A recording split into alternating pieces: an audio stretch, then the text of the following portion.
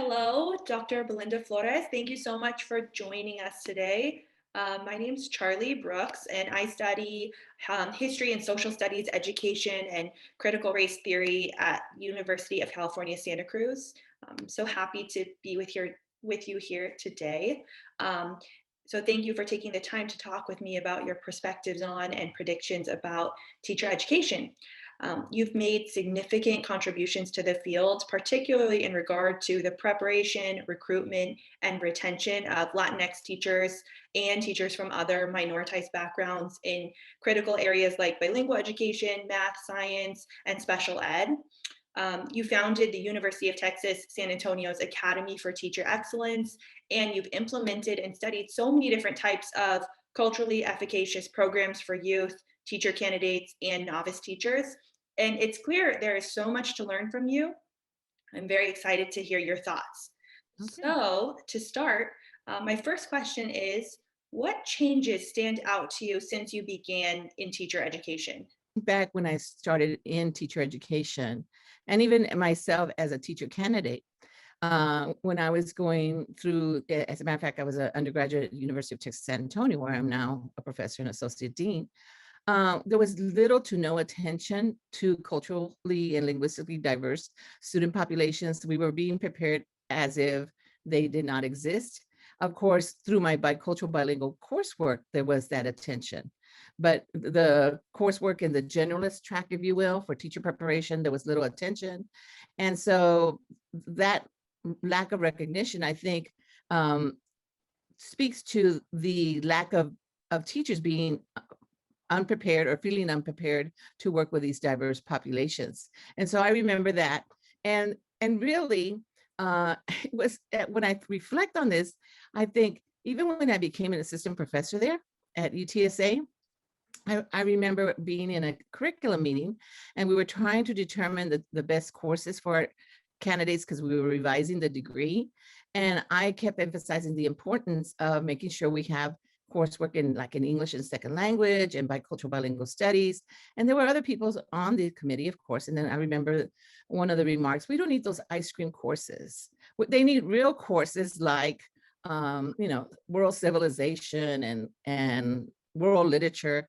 And I said, those courses, of course, are very important. But however, we are teaching children that exist in the San Antonio area and beyond that are in our backyard. And while they need to learn about those different dynasties and different civilizations, they also need to know about the children in our backyards. And then I remember this conversation very vividly because then another professor said, oh, but Belinda, we're preparing teachers, not just for the San Antonio area, but beyond. And I said, you're absolutely correct. And when you look at the demographics of how and how many children of, and of course we didn't call them children of color, we call them linguistically and culturally diverse children that exist within the United States and the need for bilingual education, English as a second language and special ed, then yes, we have to make sure we're not just addressing the needs for San Antonio, we're addressing the needs for Texas and the world and the United States and the world and beyond. So that was something very important for me and spoke to me how even my colleagues were conflicted about the importance of attending to culturally and linguistically diverse populations. And so what has changed over time is that, people like Gloria Lattice Billings and Geneva Gave and Sonia Nieto and other people started speaking about the importance of incorporating these cultural and linguistic aspects into the teacher preparation. And so that has always been my emphasis, as you pointed out. And I have looked at their theories and I have thought, yes, we have to start with cultural competence, but we can't make this assumption just because you're a minority. You yourself have had those experiences that you are naturally going to know what that means to be culturally competent. And I've looked at the issue from a developmental perspective and said, yes, culturally competence, that's just knowing how to comport yourself within a given environment. And cultural proficiency, which is then a term that came out, is saying you got to be proficient in order to be able to draw this information into your classroom. But when we look at those two aspects, we're looking at it from a teacher-centered, what a teacher must know, and not necessarily thinking about the child. It's not until we start thinking about cultural responsivity or critical responsivity, then we say, okay, we've got to incorporate those funds of knowledge that the children have or their cultural capital into our lessons. But again, those must be done within the coursework, the field and clinical practices that our teacher candidates engage in. Otherwise, it's not going to happen magically, no matter who the candidate is. And so you mentioned the notion of cultural efficaciousness, and this is where I've taken it further. So it's not just being able to be responsive to the community and drawing the information, it's feeling that, having that sense of confidence. So it's both competence and confidence, having the knowledge and skills, whether it's the content knowledge, the pedagogical knowledge and skills, etc., but also having the capacity and the confidence to be able to do this. The literature tells us the more efficacious or the greater or the positive efficacy a teacher has, the more likely they're going to have an impact on the children that they serve. And so the impact results in not just academic development for the child, but development for the whole child. And so we're going to attend to the whole child. We have to attend to their uniqueness of who they are, whether in terms of their culture, their language, and their different ways of knowing and learning. And so that's where I see, the difference of the changes, where we have more scholars speaking to these notions, where in the past it was something that we don't need to talk about that. Those are the exception, not the rule. No, children who are culturally, ethnically, racially diverse are in our classrooms. And so we have to attend to that, regardless if we're preparing bilingual teachers, teachers of English of a second language, or any teacher, math, etc., because these are the kids in the classroom and in the community. Thank you for that. Yeah, I think what you're touching on is just so interesting in terms of how you instill confidence and competence, especially across difference. And because the majority of teachers are white, how do you find, what are some efficacious ways for teaching white people about those who are different from them, or the way that white supremacy structures their identity and the way that they view the other?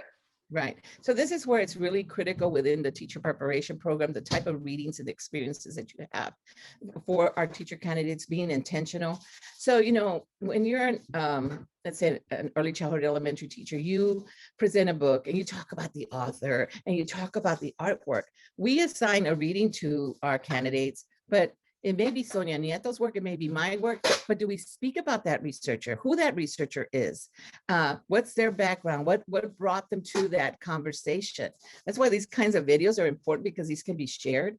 And also we need to understand that not everybody has had like experiences. So it's very important to provide those experiences within the teacher preparation program through the field work, but not just sending them out to the field or clinical, then engaging in those critical conversations, having them understand why there are cultural differences. So when we talk about what type of knowledge and skills a teacher must have, it's not just disciplinary or content knowledge or pedagogical knowledge, it's knowledge of the community, knowledge of their ways of thinking, knowledge of how they appreciate different aspects of language and culture, having them understand that. And only by being immersed themselves or embedded in those in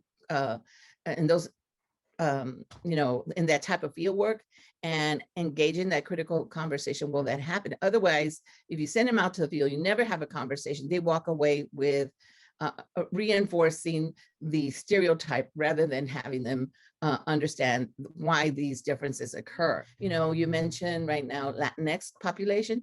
Well, that's popular among academics. But if you go to a parent and say, oh, I'm working with the Latinx population, they may look at you and say, what is a Latinx?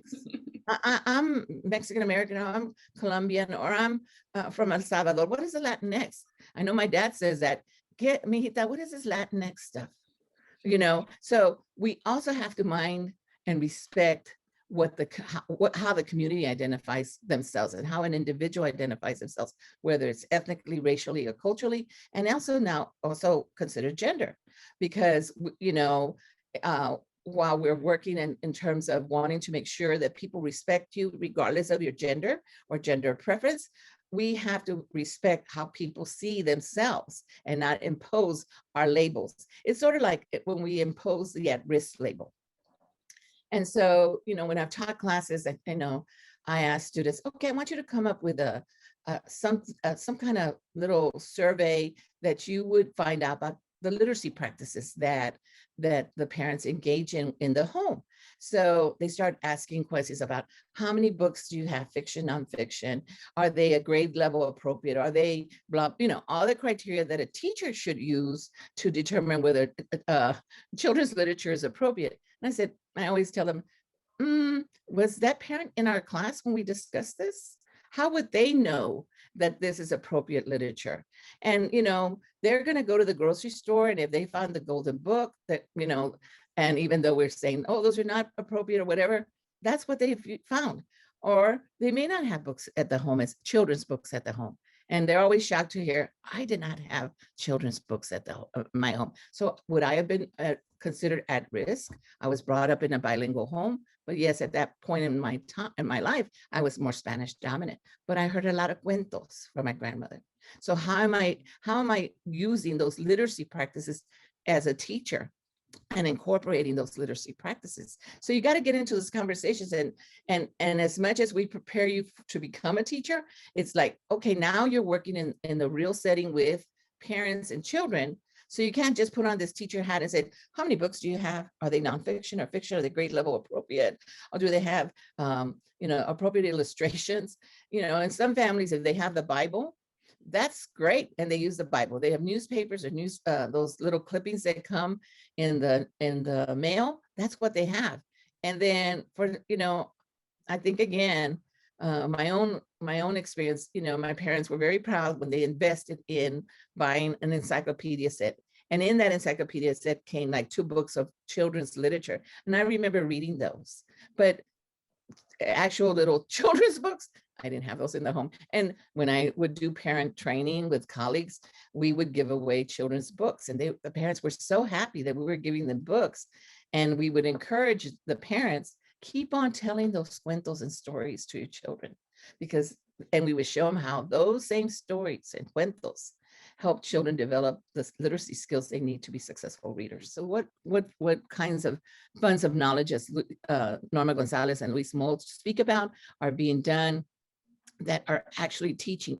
We keep separating knowledge as formal knowledge or informal knowledge or real knowledge, and whatever knowledge is knowledge. We learn from every and each experience, both positive and negative. And so our role as teachers and as teacher educators is to demonstrate how we connect those various forms of knowledge into what we're doing in terms of our lesson planning, whether it's for our kids in the schools or for our teacher candidates. That's really helpful. Thank you for all of those examples. I want to ask you now, where do you see teacher education going?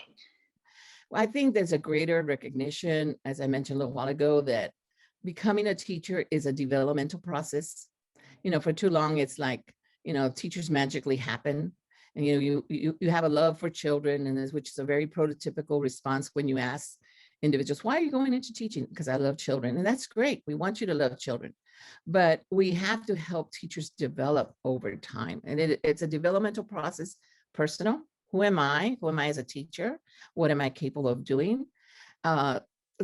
Especially for our minoritized teachers, candidates of color, we also need to provide academic support as needed, and recognize that there may have been gaps or in their acquisition of knowledge, and then professional development or professional learning. So we have to look at it almost like, personal, academic, and professional, looking at that as their development. Some of us have developed what we call residency programs, in which our teacher candidates are clinically embedded into the schools to a greater extent. We recognize that a semester-long experience only provides you the breadth of experience rather than the depth of experience. So at UTSA in particular, we have gone for our EC6, early childhood 6th grade, for year-long clinical teaching rather than semester-long, because I think of myself and my own experiences and others, and we haven't changed it. And I thought, we haven't changed it since I was a teacher candidate, that you have 2 weeks where you do your solo teaching. And you think, is that really enough? 2 weeks? No. So we need to provide that kind of mentoring and coaching support. So those clinical supervisors must be able to do that. But also, the induction support. There's a call for us to do induction support after teachers graduate from our programs into at least the first year, but funding is not provided for that. So magically, we're supposed to have the money and the personnel to do that induction support. We have done that through the Academy for Teacher Excellence Research Center, where we've done induction support, but it's not just a 1 year. It's more than 1 year, because the first year you are in that learning modality, right? And things and activities are going well, but you've learned how to work with this particular group of children, or if you're a high school teacher, these particular groups of children. Next year, you get a whole new group of children or learners, and so you're starting again. So it's a very much of a learning enterprise. So having a mentor coach help you while you are still acquiring that knowledge, we have to consider, this is key, that if we want to increase the representation of teachers of color, then we have to consider that they can't just do this for free. And that's a problem, even with a residency program. They cannot be at school and work as a residency candidate full day, because oftentimes our teacher candidates of color have to work to support themselves. They don't have someone paying their tuition and living expenses and etc. So there has to be mechanisms to provide them that financial support. Otherwise, they cannot participate. During that period, they need to be paid, whether you call it a provisional or probationary certification is perhaps what you call it, until you get the final certification. But I think by addressing those issues of allowing teachers to develop, will also address the issue of attrition. Teachers leaving the field. They leave the field, and because they don't feel ready or competent. Oftentimes they struggle with classroom management. Well, they haven't had the time to actually learn. The other issue is that more and more districts expect teachers to be ready day one. So we have to provide, teacher education programs have to provide the opportunity to fully develop their experiences to the extent possible. And remember that they're teachers in development, and nevertheless have these expectations by aligning your observational tools with whatever is going to be expected in the school, so that they can be successful. Thank you for that. The importance of really engaging with your school district partners in a reciprocal relationship. Too often what we have done in the past is that, we need X number of teacher candidates placed, and they'll say yes or no, and how many. And it's just a business exchange is what I'm going to say. Okay, how many teacher candidates are going to be needing placements? 30. It's much more than that in our university. Okay, we can find 30 teachers, rather than thinking, let's make sure that there's those they sometimes they call them mentors, but cooperating mentor teachers are of high quality. And if you want a high quality product, if you think of it in these terms, then the experiences have to be of high quality. We have to help our districts understand the importance of that. And working with our districts in San Antonio, we're nowhere but near perfect. I see where we are getting more and more responses where, we really need to place them with high quality teachers, and we expect them to be high quality teachers, first year teachers. And so working with the school districts and coming to those realizations it's very important. That rings true with a lot of my experiences as a teacher. Mm-hmm. And then also just observing other teachers and other programs. Yeah, and like the teacher candidate or clinical teachers, in essence, put in a role that they're supposed to fix that teacher that needs more support. And I don't know if this is, what you've experienced is oftentimes they're teachers who went through a very quick program, alternative program, and they may have the content knowledge, but they don't have the pedagogical skills. And so they're not good role models for our teacher candidates or clinical teachers. Yeah, that rings true. Okay, my next question is, what do you think needs to happen in teacher education? Just wrote a piece about this, or included a piece about this. Um, a number of states and educator preparation programs are accredited by CAPE, the Council for Accreditation for Educator Programs. And, or we are evaluated by NCTQ, National Council for Teacher Quality. And a lot of the criteria that we use is reductionist. In other words, we look at GPA, SAT, etc. And you see across the nation how a lot of schools are waiving those SATs, ACTs, and other such criteria because they know that these do not exactly predict success, right? And so we need to follow suit, that we need to start looking at other non-reductionist criteria for entry into the teacher education program.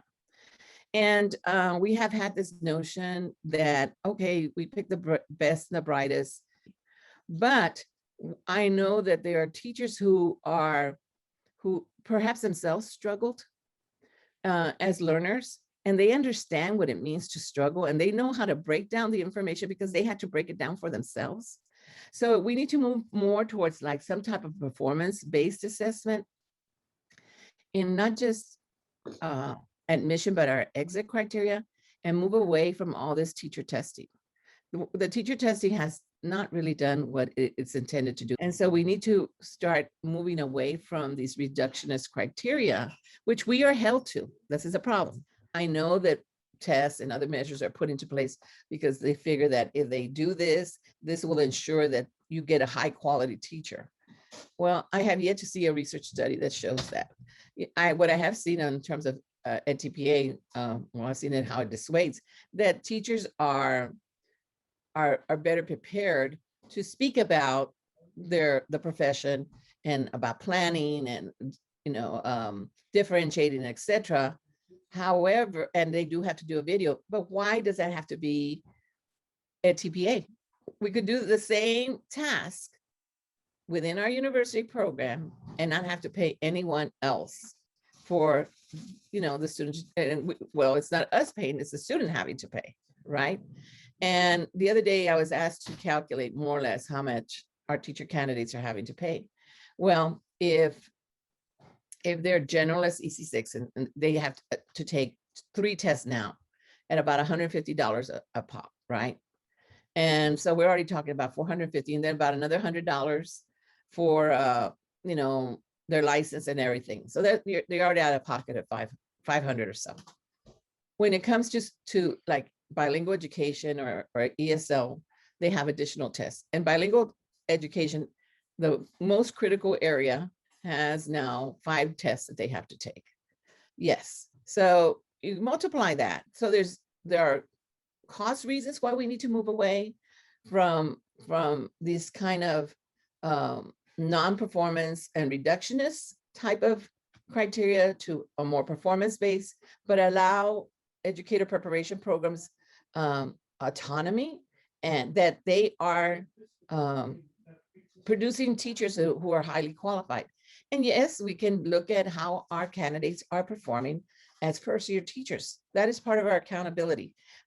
Our educator preparation programs are not afraid of any kind of assessment. That's not the issue. The issue is the cost and how it also so often deters teachers of color from entering into the field. Also, we need to expand the type of experiences that we have for our candidates, global experiences, for example. So experiences within the community are key, but also other types of global experiences. And I speak to that because in the state of Texas, like if you do clinical teaching, if you would like to do clinical teaching in a foreign country, it doesn't count unless you fill out some stack of paper this big that shows that where you're going to be doing clinical teaching follows the Texas standards. Well, where are you going to find that? The only exception is if you're doing your clinical teaching in a Department of Ed school. So, but we should allow for those type of experiences in order to expand our own candidates' experiences and knowledge base about other ways of teaching and how other teachers across the globe teach, but also learning about what where the fields are going in terms of the science and technology and engineering. They're constantly inventing and engaging other kinds of work that is preparing us for the future. And as teachers, we need to know what those fields are being developed. So sometimes, if we do not understand the world and how new inventions are coming into play, we can't help our children expand their thinking and knowing. I really appreciate how you're blending these kind of concrete, practical changes and ideas that are also grounded in research, in theory, in commitments to justice. It all makes a lot of sense. Thank you. Okay, the last question. What do you wish you would have known prior to or as you were learning to be a teacher educator? Well, what is interesting is that, I went to UT Austin for my PhD. And even though my degrees in curriculum instruction, I wouldn't say that necessarily I was prepared as a teacher educator. I was prepared as a researcher, and that's great because you need to have those skills. And so what I see is that there's often in some programs, a lack of focus that as faculty, that's who you will be. And that is needs to be part of your identity. And again, working with faculty, I have found some faculty say, I'm not a teacher educator. And I go, you teach methods and you teach this, you are a teacher educator, and I can see that especially in the disciplines, like the math folks and the science folks. But when you have folks teaching in the EC6 program and saying they're not teacher educators, that's problematic. So I think that there needs to be greater attention and focus to that notion that you are a teacher educator and put it on a higher level. It's almost like, oh no, you don't want to identify as a teacher educator because it's more of a practitioner rather than, let's say, a researcher. We're preparing you to be a research scientist, and we should be preparing people for that, but we should also prepare them for the reality. When they go out into the different universities, into the world, the expectation is that you understand curriculum, you understand how to prepare teachers. And there was not a single course that I remember. I tried to take one out of its side, but the professor was not offering it. So I just kind of did my own independent study because I always saw myself as someone who not only was a teacher educator and researcher, but also someone who would engage in transformation of the educator preparation program. And so we got to elevate that. And in all our universities, and until we elevate that, we can't expect teacher candidates to see this profession at a prestigious level. There's a needs a greater attention to becoming and being teacher educators. I completely agree. That's why we're doing these interviews, and part of the CTARN project is just about looking at what kind of teacher education is happening for future teacher educators. And what we found is that there's just a lot of space for more development. And in my case in Santa Cruz, I've taken 2 classes on teacher education research, but that's all that there are. And I'm hoping to be a teacher educator. So as many opportunities as I can get, I'm trying to take. Well, and so you got to do it through your research and your own readings. But I'm just surprised sometimes with some of our faculty's lack of knowledge of teacher education or the research in teacher education. And it may be our own fault because we ask, it is our own fault. We ask our doc students to get specialized in a particular area. And what happens is you get specialized in that area and you still need that general preparation, because the reality is it's like we're preparing you to be a researcher, engage all those research skills, and perhaps know a lot about STEM or history or whatever, bilingual education, but it should be much more interdisciplinary or integrated, where it's connected. And you never forget that, yes, you're preparing to be a researcher, but you're going to be, as a faculty member, you will be teaching in a teacher ed prep program. Yeah, that's all the questions I have prepared for you. Is there All anything else right. you want to add? No, that's it. Thank you for the interview, and thank you for allowing me to think and reflect on these different questions. And I applaud y'all for this project. Yes, and thank you, Dr. Flores, for taking time to talk to me and all of us via this video. And I've learned a lot from talking with you, and I'm really grateful to hear your insights on Okay. education. Okay, well, good luck to you as you continue your program of study. And, I'll tell you what I always tell my doc students. Once you make a connection with a scholar, and if that scholar, you identify with that scholar, you know, don't forget to reach out to them once in a while if you have a question or whatever, that they can help you guide you into a decision or something that you're engaged in. Again, thanks for the interview. I had a lot of fun. All righty, well, good. Good. Okay. Bye-bye. Bye.